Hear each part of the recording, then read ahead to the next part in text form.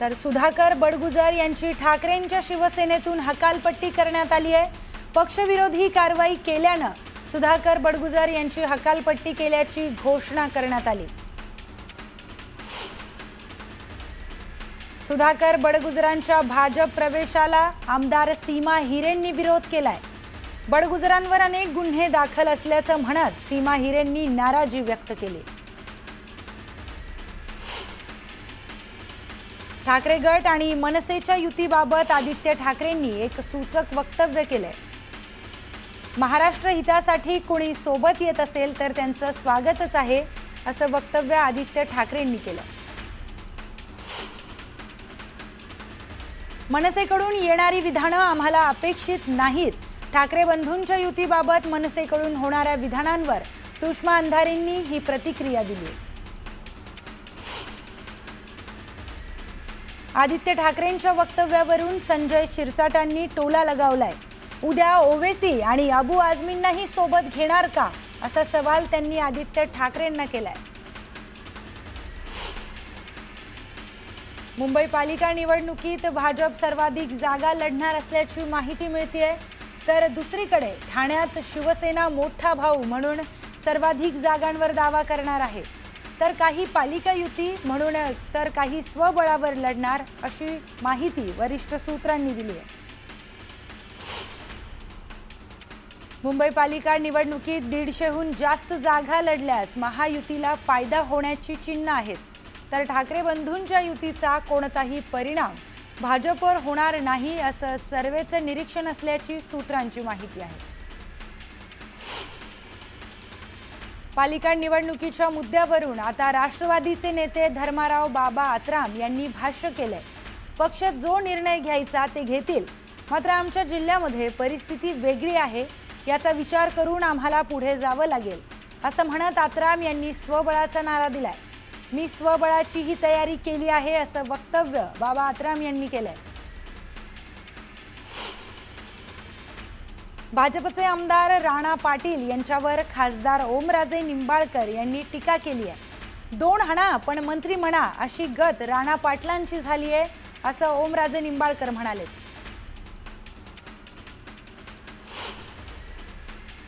आगामी निवडणुकींच्या पार्श्वभूमीवर पुण्यात मनसे ऍक्टिव्ह मोडवर आली आहे। पुण्यातील शहर कार्यालयात मनसेच्या स्थानिक पदाधिकाऱ्यांनी बैठक पार पडली, तर मनसे सर्व जागांवर निवडणूक लढण्याची शक्यता आहे। निधी वाटपावरून अजित पवारांनी परखड मत व्यक्त केलंय। निधी वाटपाच्या फाईलवर मी एकटाच सही करत नाही, मुख्यमंत्री देवेंद्र फडणवीसही सही करतात, असं विधान अजित पवारांनी केलंय। काही दिवसांपूर्वी विपश्यनेसाठी गेलेले माजी मंत्री धनंजय मुंडे धार्मिक विधींसाठी नाशिकच्या रामकुंडावर हजेरी लावली। यावेळी ते धार्मिक कार्यक्रमासाठी नाशकात आल्याची माहिती मिळाली। शरद पवारांविषयी केलेल्या वादग्रस्त वक्तव्यातून भाजप नेते आमदार गोपीचंद पडळकर यांना दिलासा मिळालाय। बारामती न्यायालयानं पडळकरांची निर्दोष मुक्तता केली। हिंगोलीत शरद पवारांना मोठा धक्का बसणार आहे। माजी जिल्हा परिषद उपाध्यक्षांसह नगरपंचायत अध्यक्ष, नगरसेवकांसह शेकडो कार्यकर्ते अजित पवारांच्या राष्ट्रवादीत प्रवेश करणार आहेत। येत्या 8 जूनला अजित पवारांच्या उपस्थितीत पक्ष प्रवेश होणार आहे।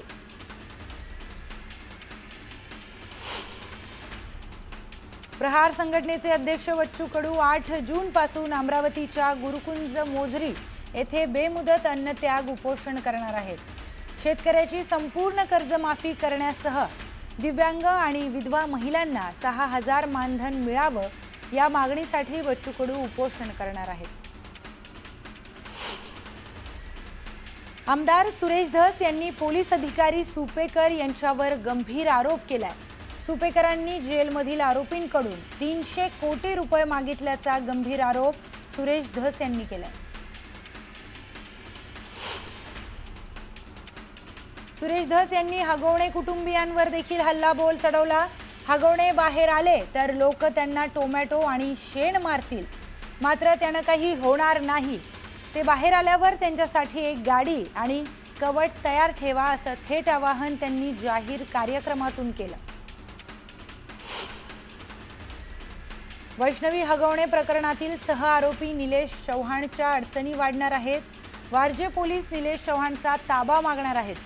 पुण्यातील वारजे पोलीस स्टेशनमध्ये निलेश चव्हाण विरोधात आर्म्स ॲक्टनुसार गुन्हा दाखल करण्यात आलाय। तर कसपटे कुटुंबियांना बंदुकीनं धमकावल्याच्या विरोधात पुण्यातील वारजे पोलीस स्टेशनमध्ये निलेश चव्हाण विरोधात गुन्हा दाखल करण्यात आलाय। हेरगिरीच्या संशयावरून कारागृहात असलेल्या सुनीताच्या अटकेसाठी कारगिल पोलीस नागपुरात दाखल झालेत। पोलीस सुनीताला अटक करून कारगिलला घेऊन जाणार आहेत। तिथे तिच्या हेरगिरीच्या संशयावरून चौकशी करण्यात येईल। छत्रपती संभाजीनगरमधील उद्योजक संतोष लड्डा यांच्या घरी चोरी केलेल्या सोन्याच्या दागिन्यांची पावती त्यांनी तब्बल 19 दिवसांनंतर पोलिसांना सादर केली। तर चोरी झालेलं सोनं आरोपी खोतकरनं नांदेड आणि अंबेजोगाई येथे विकलंय। या प्रकरणी पोलिसांचं पथक सोन्याच्या शोधासाठी रवाना झालंय। रत्नागिरीमध्ये भाटे समुद्र किनारी शिंपले पकडण्यासाठी नागरिकांनी मोठी गर्दी केली आहे। सलग 3 दिवसांपासून शिंपले मिळत आहेत।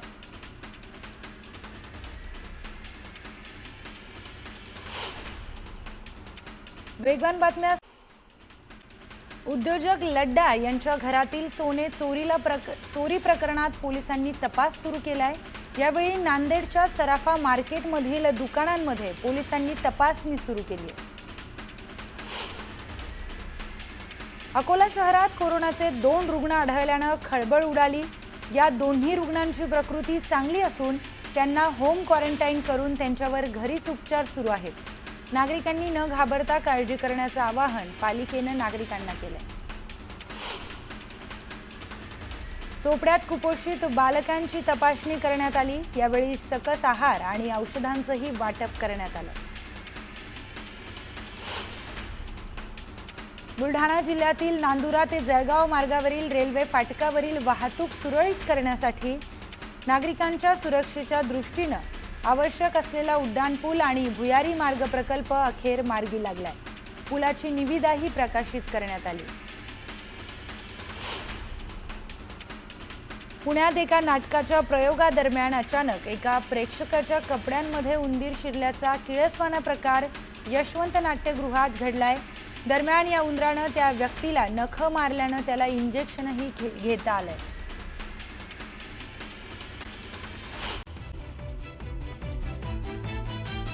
सुधाकर बडगुजरांच्या भाजप पक्ष प्रवेशाला आमदार सीमा हिरेंचा विरोध। बडगुजरांवर अनेक गुन्हे, सीमा हिरेंकडून नाराजी व्यक्त।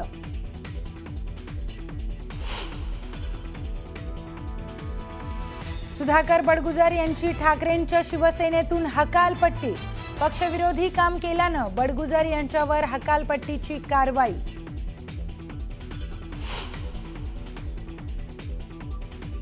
मनसेकडून येणारी विधानं आम्हाला अपेक्षित नाही। युतीबाबत मनसेकडून होणाऱ्या विधानांवर सुषमा अंधारेंची प्रतिक्रिया।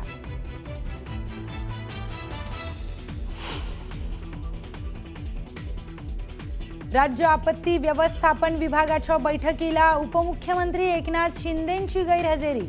मुख्यमंत्र्यांच्या अध्यक्षतेखाली झालेल्या बैठकीला अजितदादा मात्र उपस्थित।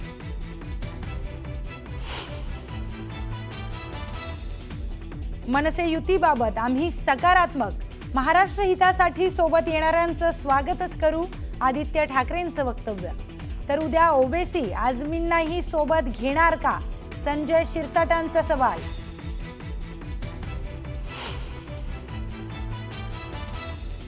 मुंबई पालिका निवडणुकीत भाजप सर्वाधिक जागा लढणार, तर ठाण्यात शिवसेना मोठा भाऊ म्हणून सर्वाधिक जागा लढणार, वरिष्ठ सूत्रांची माहिती।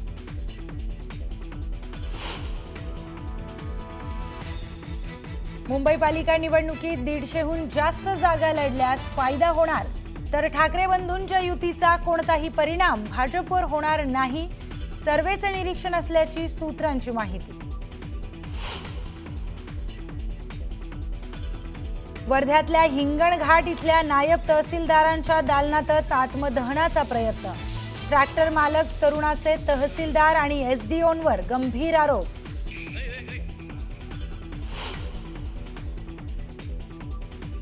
खारघरमधील सेक्टर 35 इथल्या गीतांजली टॉवरला लागली आग. ही इमारतीच्या 13व्या मजल्यावर आग लागल्याची प्राथमिक माहिती. अग्निशमन दल घटनास्थळी दाखल.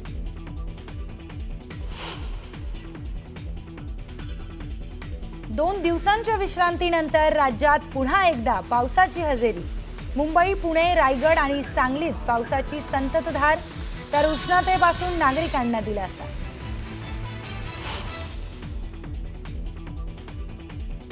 रॉयल चॅलेंजर्स बंगळुरूच्या विजयाचा शानदार सोहळा.